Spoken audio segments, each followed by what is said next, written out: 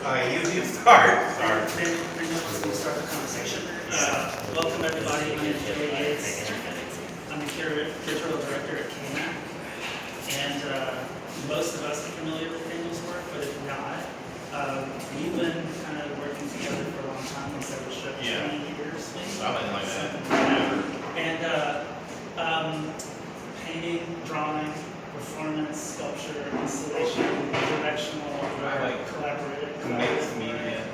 And I think the text-based work, while never like this, has been going on for quite a long time. Yeah. Inspired, influenced by lots of different artists, lots of different ideas, conceptual work that we've been following for a long time. But this is the first time we've done something quite like this, correct? Correct. I found myself, both of you know me for drawing, but I had this situation where I couldn't do it anymore. So I decided to primarily just focus on this kind of work, which I've actually been doing. If you kept track of my first couple of shows, one that I did at Arts Watch a billion years ago, and places that my early work was very similar yet different. How so? Well, it was mostly just text. It was like big blocks of text at the time. But Big blocks of text on probably some paper. But these, I think, come from our text-based work that is sort of poetic. Yeah. And was that original work, No. right, it was more narrative? It was more narrative. And I got to the point where like I wanted to make different. I had this idea of making. Initially, when did we do that? When did you guys know? 2013.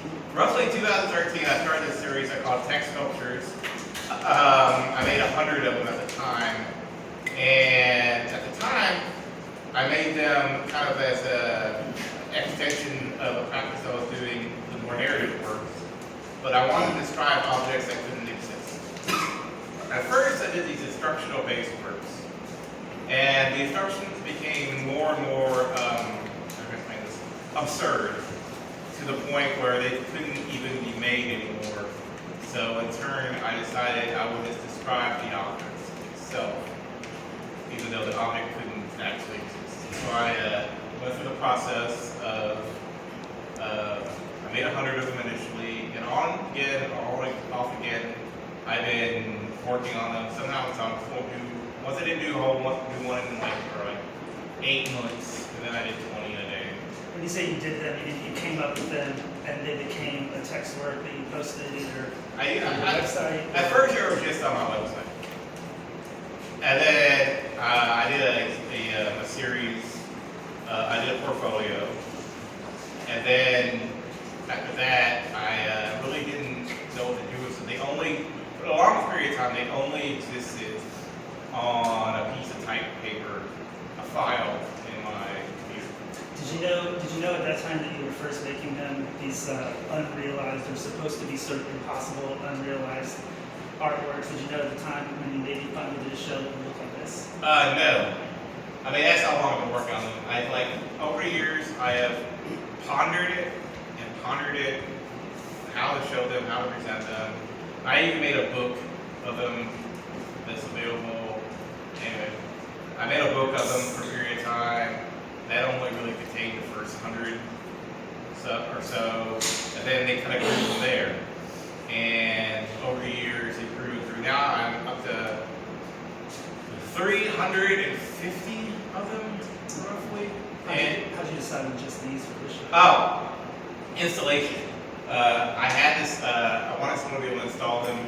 At the time, I looked into vinyl leathers, looked into many ways to install them, and I decided to pick the short ones, small ones, and that's how I picked these.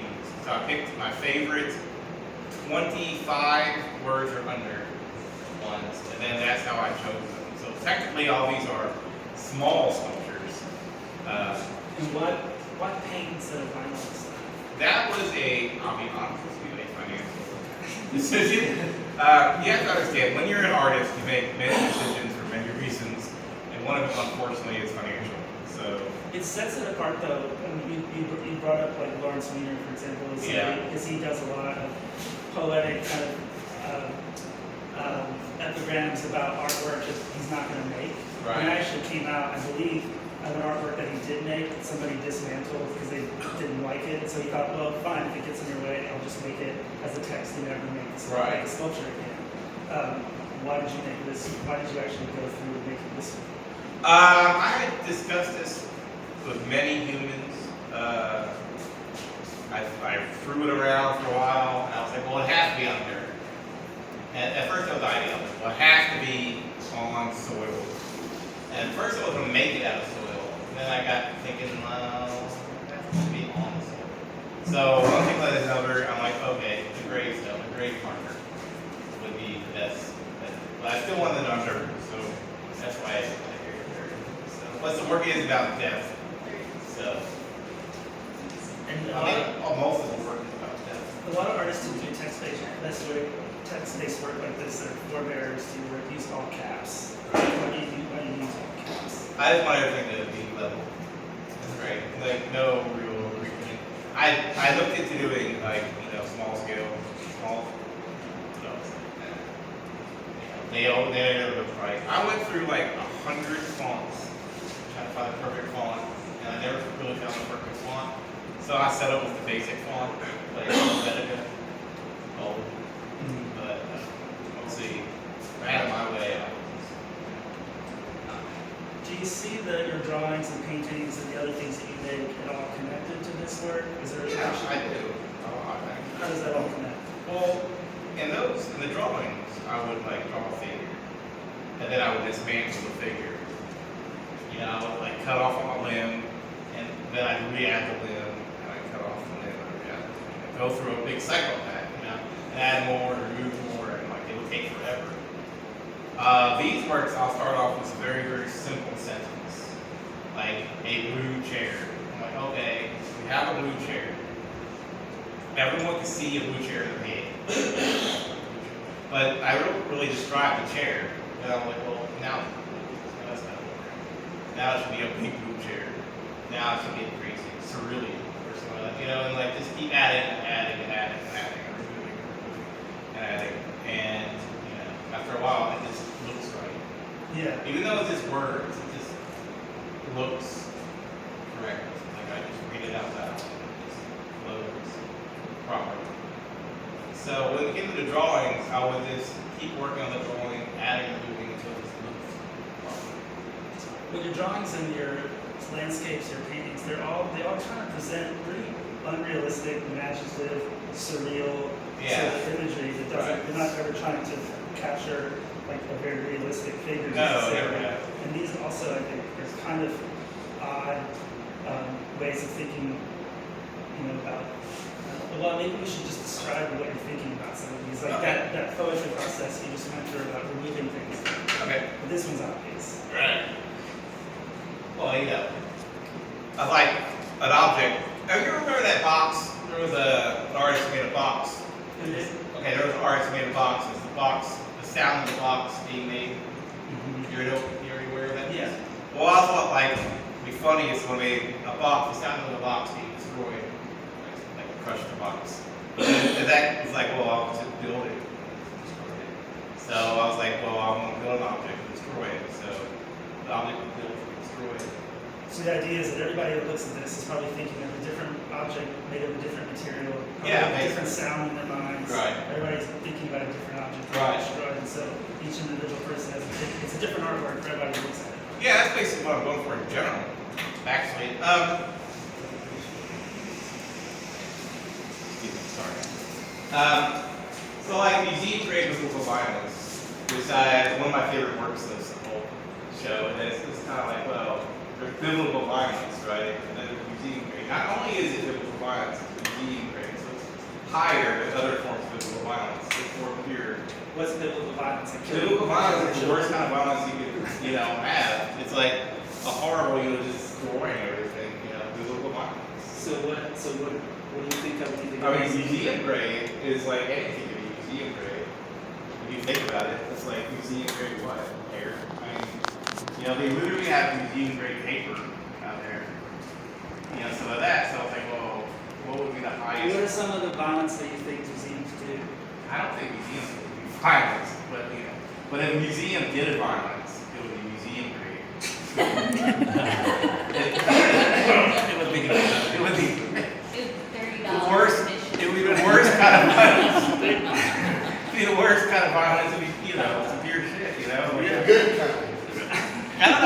kind of fun. It's gonna be fun. We're gonna do this. Let's do it. Museum grade. And Cage Turtle, you can't really, that's more of an abstract, like, it's feral, like, wild, like, in the cage. You can't really keep it in the cage. In terms of your methodology, like Well, it sounds funny. big blue chair, Right. what was some of the precursors? How'd you come up with Cage Turtle? Like, what were some of the wordplay that you Well, did? first it was this cage light. And then I was like thinking, that went through a million words to I came to feral. Like cage, beautiful light, cage this, cage violent light, da da da. And I eventually settled on cage feral light, feral. I was like, well, that's a good word. Plus, if you want to, there's also aesthetic reasons. They all have the exact same amount of words. So sometimes I take that. Every piece in here has. No, cage, feral light. Oh, Cage, sorry. they each have 5 letters. So they would line up like that way for them. So there's a lot of consideration when I pick a word. So sometimes it's just the sound and the look. Yeah, the sound So and the look. the text is a sculpture and image all by itself without any kind of meaning. Yeah, I mean, it'd be nice if they had meaning. Oh yeah, but you don't have to have. It doesn't have to have meaning for you. No. The most recent one I came with was if tears were pennies, we'd all be billionaires. Was the most recent one. And then high-end luxuries. Yeah, that also sounds good. Initially, it was just funny. I was like, well, you have high-end luxury. And I was like, well, high-end luxury what? Initially, the word was shit. High-end luxury shit. But I was like, well, maybe I shouldn't cuss. And I was like, well, I'll switch it out. And I like suffering. I had a whole series of words that were suffering in them, of which I used one. So, for that reason. Was there a symmetrical or numbered reason, or systemic reason that you chose to use? No, that just sounded That good. just sounds good. To me, at least. I read them all out loud. Once a week, I go through every single one of them and make micro adjustments. Like this remove a letter, remove a word, add a word. They're all kind of moving. Like there's always a 50% chance. Like next time you see these, if I show them again, they'll be slightly different or a slightly different configuration. Yeah. What about the two pieces on the wall? The 2 pieces of the wall. Excuse me, everybody. The ship of Theseus piece is like I started thinking about how we all are kind of the ships of Theseus. Our bodies are constantly being repaired and changed. And the thing about Theseus is at what point is it a different boat altogether? And so at what point are we a different body altogether? So we're all kind of ships of Theseus that way or form. The long, slow ache of transmogrification documented in DNA and bone. That was kind of like a similar thought, like we're all changing. And it's also kind of about evolution a little bit, but mostly it's about how we're always changing and our bodies are always transforming. So The whole show and those two pieces really do they seem like concrete poetry to me. Do you think of yourself as a poet, or do you? No. I mean, I think you are. Okay. Because I think those are extremely poetic. I think the whole show is poetic, and you arrive at your conclusions to put these on the wall because of their poetry or because. If I am a poet, I'm like the crappiest haiku poet known to man. It's like the worst meter and stuff like that ever. But no, I don't go. I try not to be overly poetic. Like I try not to rhyme. Yeah, but there's a lot of rhythm and rhyme. Yeah, I agree with that. Right? I'm not saying. Yeah. But they're not purpose. Okay. Although I did change them a little bit, so they were all kind of line up. Right. I like to make them sound good when they're read out loud.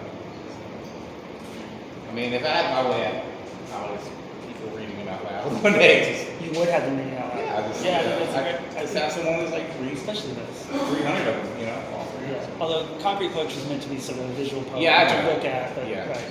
But sometimes they work really well as vocal poems. Yeah. So, and does anyone have any questions?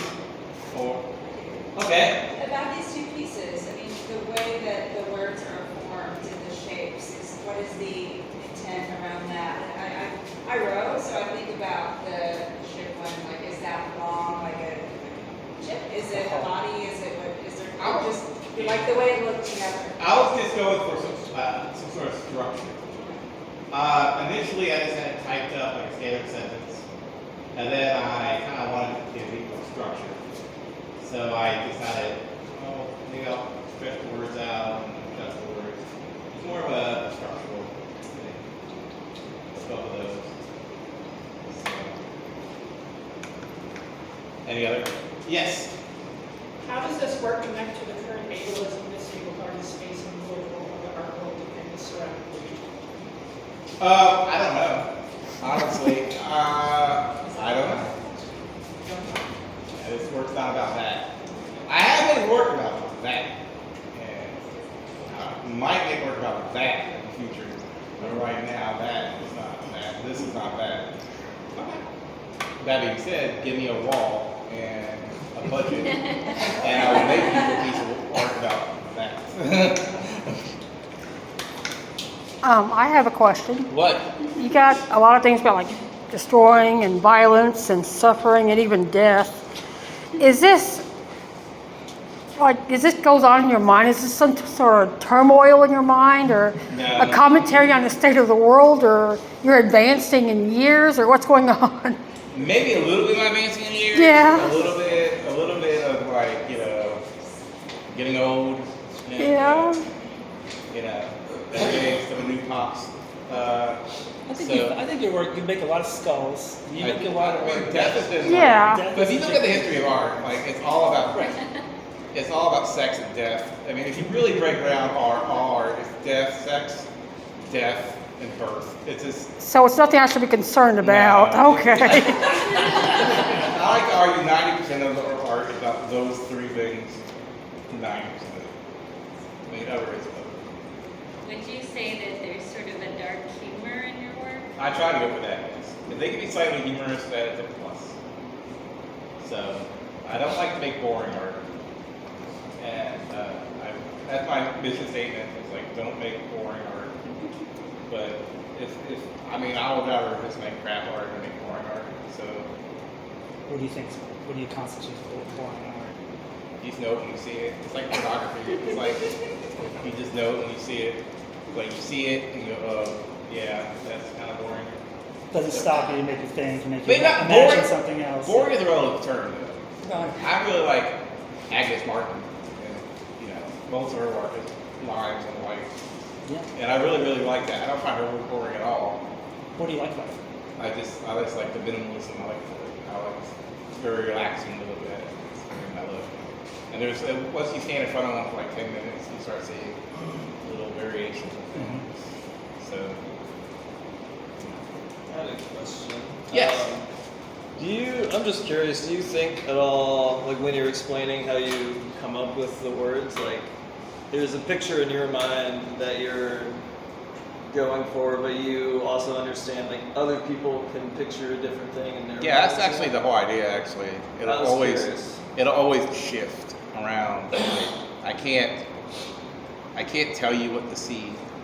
I could say, okay, I own a cat. I own 3 cats actually. You own what? A dog? Or let's say I say the word cat.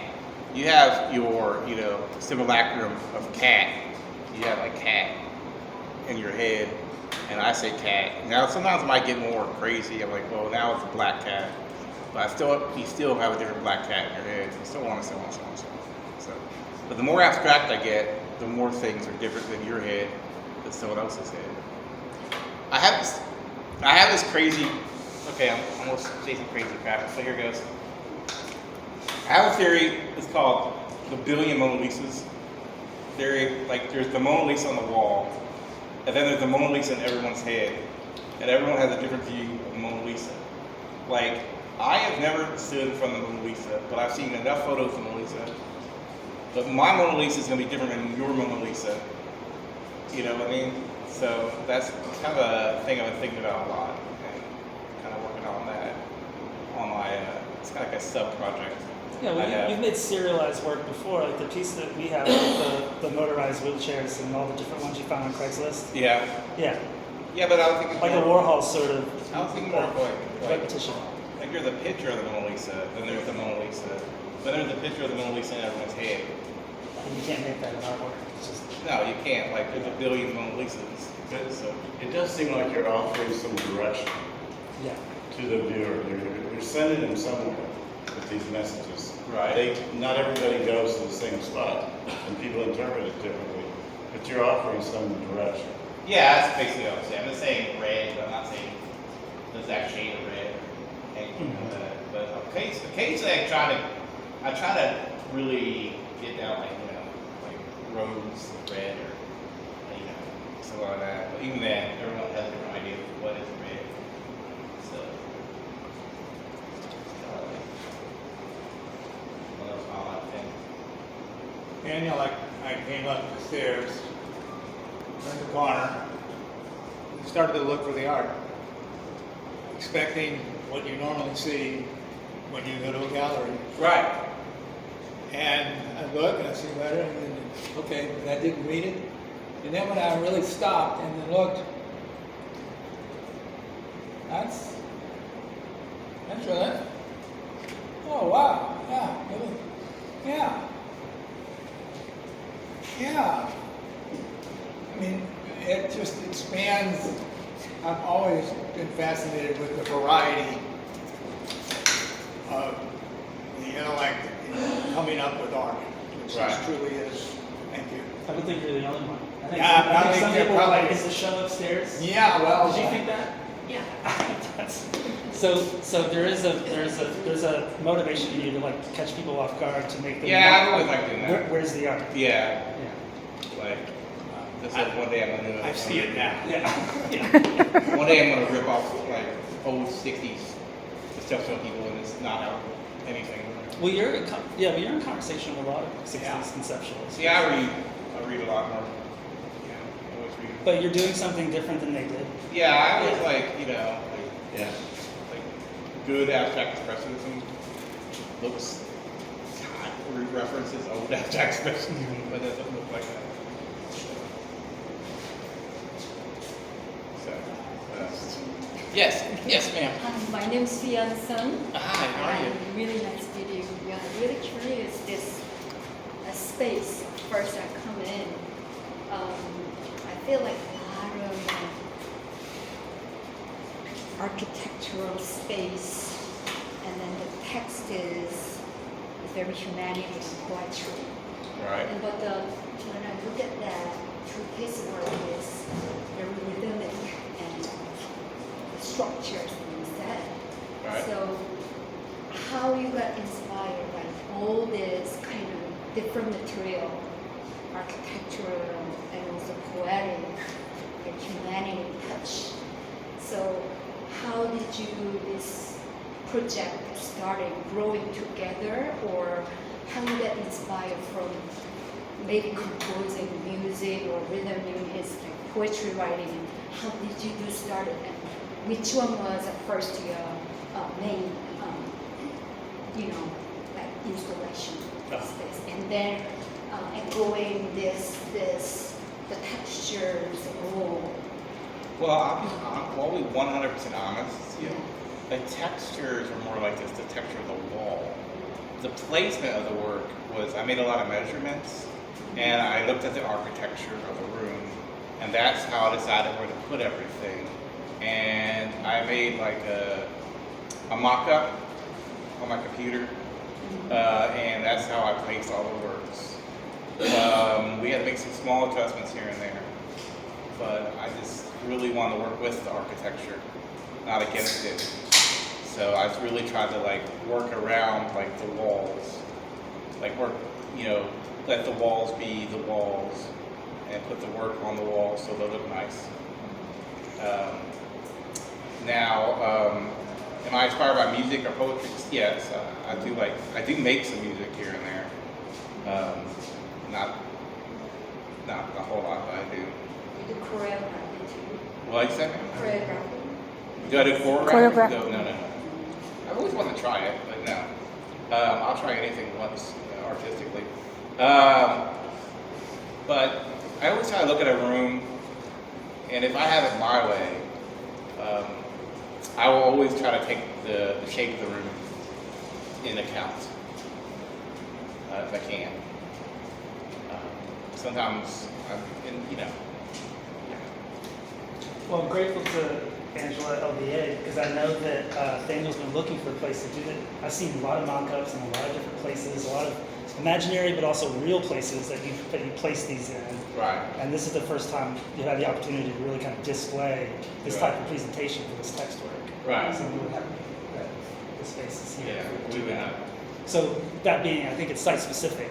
Like whatever site you're invited to do this in, you kind of Well, design it for that if site. I did this in a different room, it would look a lot different. Yeah, you might use longer ones. Yeah, really, my friend Elle, we helped me install the show. Well, they installed the show, and what we did was project it 1-to-1 on that wall right there. So I just projected it, and we did it. These other walls were a bit more complicated to install because we couldn't get the projector very far, went far enough, so we had to make some adjustments. At a certain point, he had his instructions, and he just had to, you have to trust people at a certain point. I'm like, well, the elevator broke at a certain point, so I literally saw the work on the wall when you guys saw the work on the wall the exact same day. I just went by photographs since then, and I had some conversations here and there with people. Someone talked me into only putting one work on each wall, and we went through that a little bit. And at first, A brilliant someone. anyway, we did that. Yes, he is. But we did that, and I was like, yeah, let's do it. And then, well, yeah, it was crazy. But I literally just saw it today. This is kind of crazy. So the elevator broke down the couple of days before. Yes. They were going to put this show up. The day of, Daniel was up here an hour, then he had to leave because the elevator broke down. Yeah. They got it fixed on Wednesday. Then the day the power goes out, so obviously something, a higher power is working not to have this happen. Yeah, I was like, well, maybe it's the dirt. I don't know. I got cursed. But you went on with it, you struggled through, and you powered through. Yeah, I was gonna do this show even if I had to go on the bottom floor. Yeah, I actually had distance to see on the bottom floor and everything. So it was fun. If we had to drag you up the stairs, it was going to go on. Yeah. So please look at those shows more, and I will be. What time is it? It's 6:30. I'll be here for at least another 20 minutes. And then I can finish the bus. And thank you all for coming out. Yes, thank you.